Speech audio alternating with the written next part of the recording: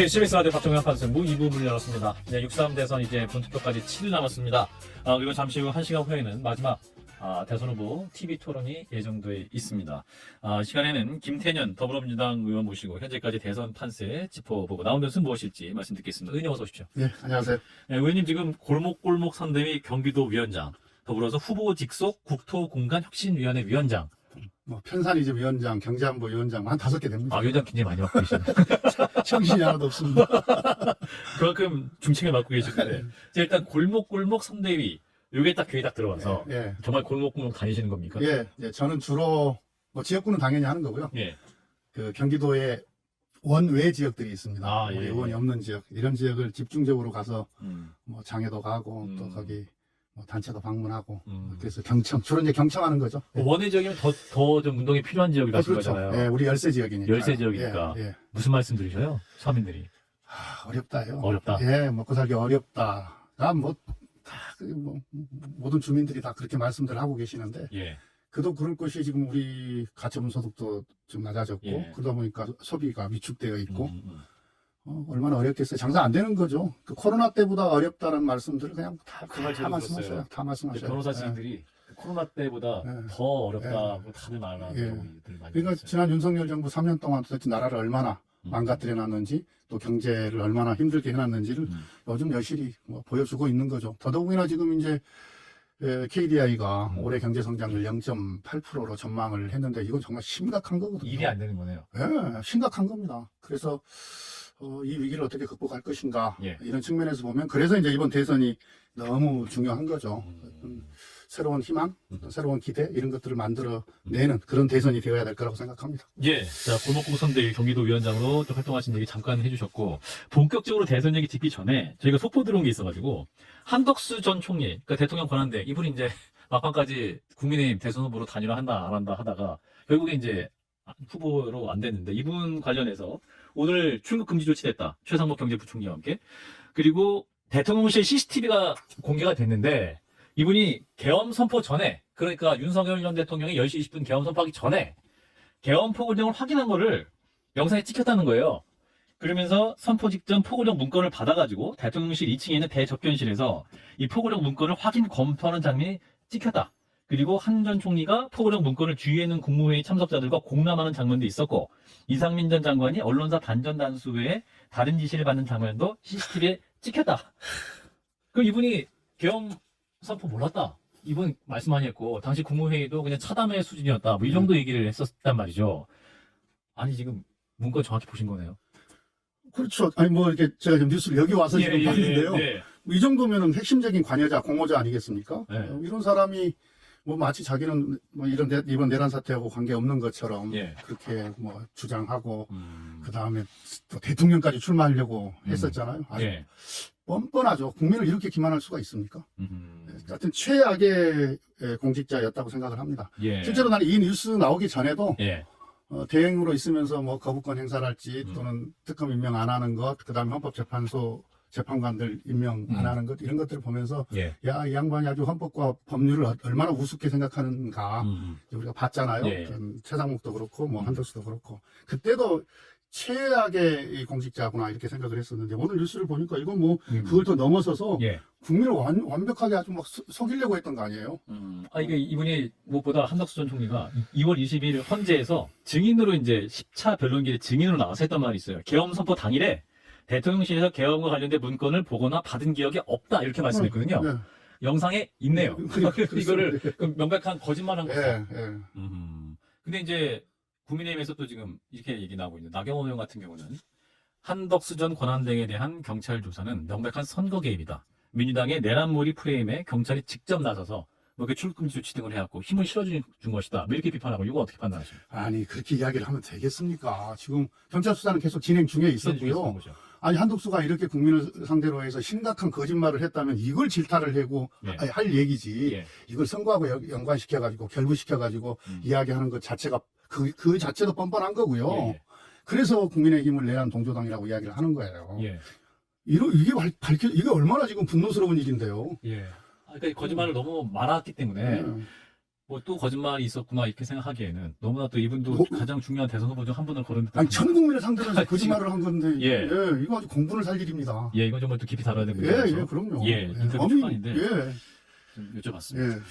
자, 대선이 또 정말 얼마 남지 않았습니다. 7일 남았는데 현재까지 판세는 의원님 어떻게 판단하고 계십니까? 뭐 여론조사 상으로나 네. 또는 저희들이 현장 뛰면서 이른바 체감온도 음. 뭐 이런 걸로 놓고 봤을 때 우리 민주당의 이재명 후보가 앞서 있는 것은 뭐 사실이죠. 예, 그러나 또 선거는 항상 마지막까지 긴장의 끈을 놓아서는 안 된다고 생각을 합니다.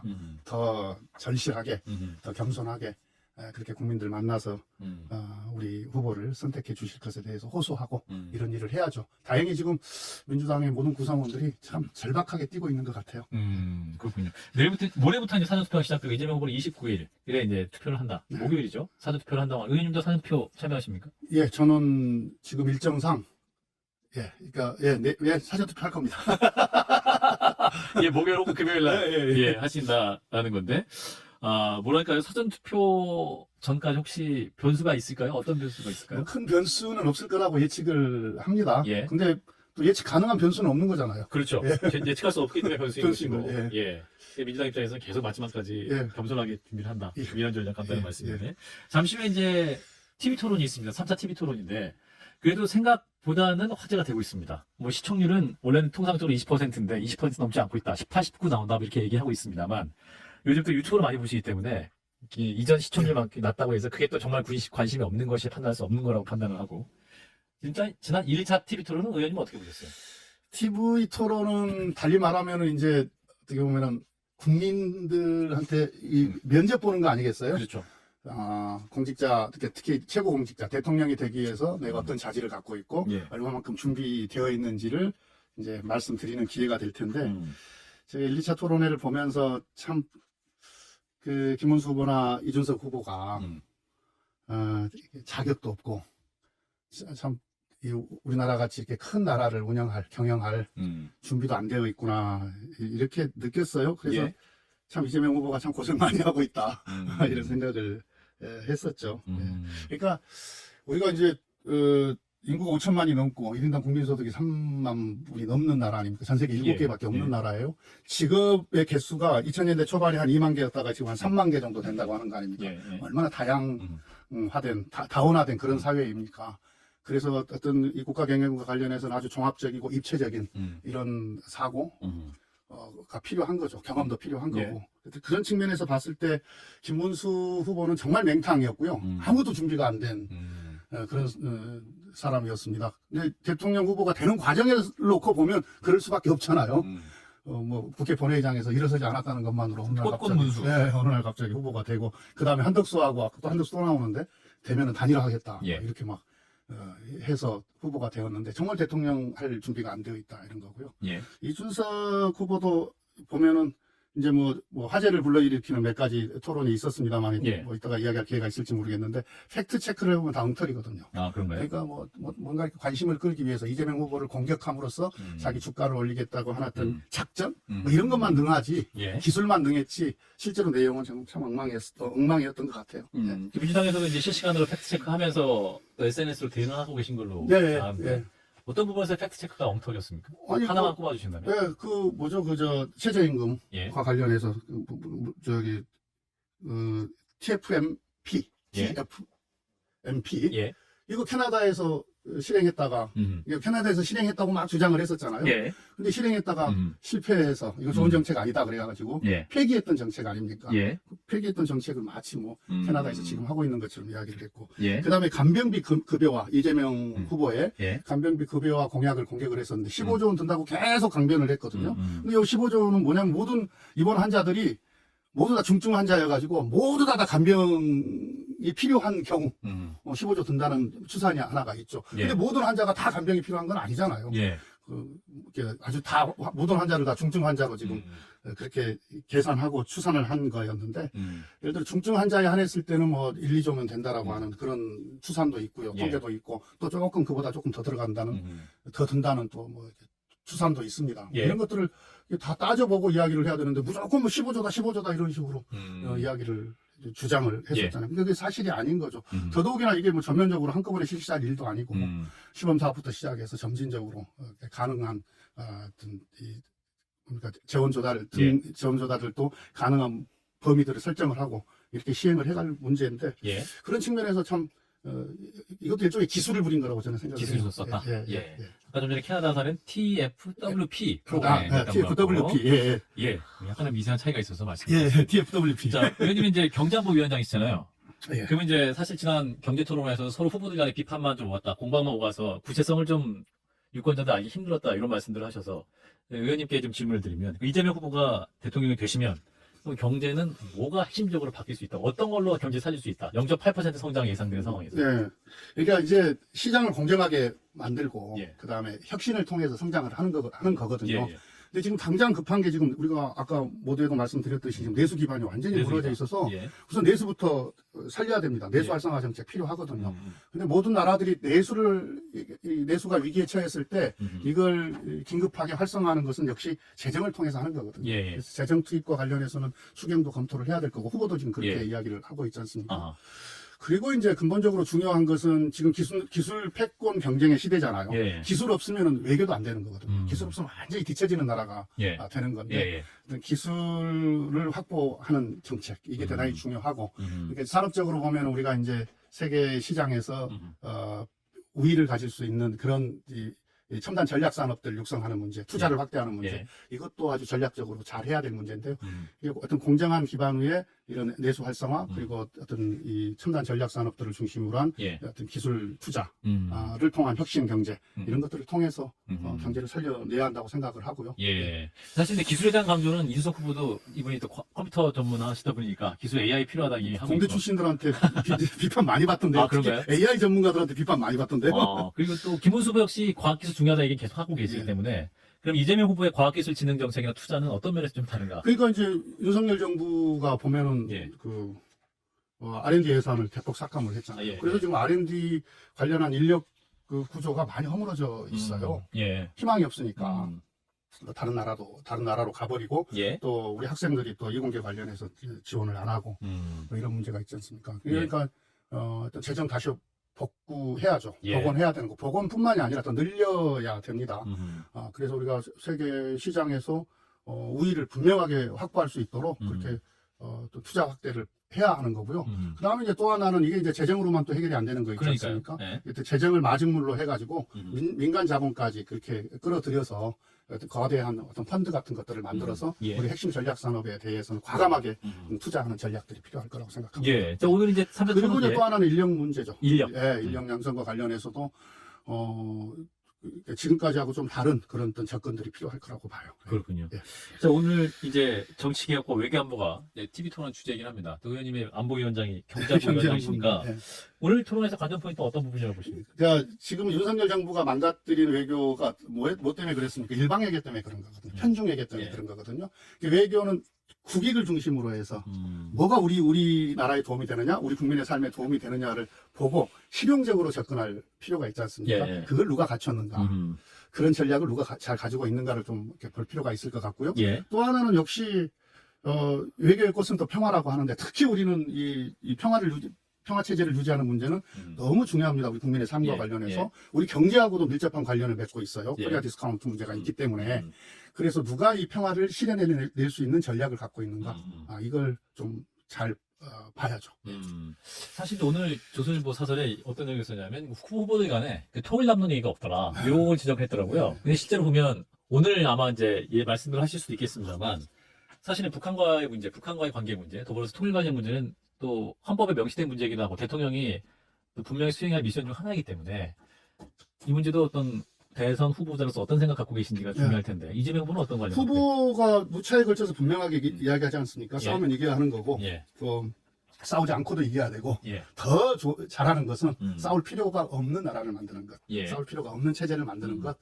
그래서 요 관점에서 대북 문제는 이게 관리를 해가야 된다 이렇게 보는 거죠. 그렇군요. 이때 각 정부마다 어떤 한반도 평화 프로세스라든지 예. 어떤 북한 문제를 관리하는 어떤 특정한 컨셉이 있었기 때문에 이재명 후보 같은 경우 어떤 뭐 관점으로? 지금까지 이제 우리 민주당 정부가 해왔던 예. 뭐 김대중 정부나 예. 이렇게 김대중 정부, 노무현 정부, 문재인 정부가 해왔던 평화를 지키기 위한 여러 가지 대북 그 관리 정책들은 계승을 하겠죠. 예. 이제 거기에다가 또 새롭게 변화된 환경 속에서 더 이렇게 더 풍부화된 그런 정책들이 구사될 거라고 봅니다. 그렇군요.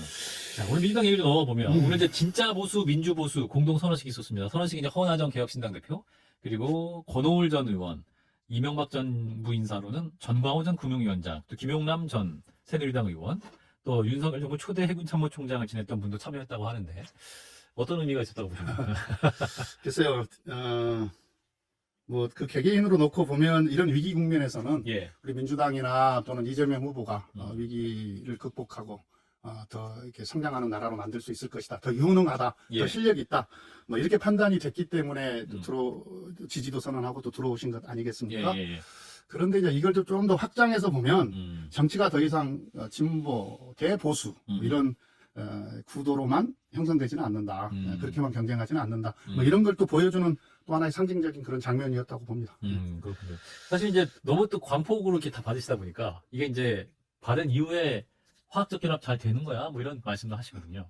우리 당은 원래 스펙트럼이 원래 그럴까요? 넓었기 때문에 예. 뭐 충분히 결합할 수 있으시라고 보고 또 우리 당이라고 하는 민주당이라고 하는 플랫폼에서 본인들이 갖고 있는 어떤 실력 이걸 충분히 발휘할 수 있을 거라고 봅니다. 그렇군요. 또 하나로 지금 대비되는 게 오늘 오전 11시에 이낙연 전 대표. 또 사실 민주당 대표, 당대표까지 하셨잖아요. 웃을 일이 아닙니다. 예. 그 세밀의 민주당 상임고문인데 이분이 이 기자회견에서 김문수 후보 지지 선언을 하고 개헌, 공동정부 합의를 발표를 했습니다.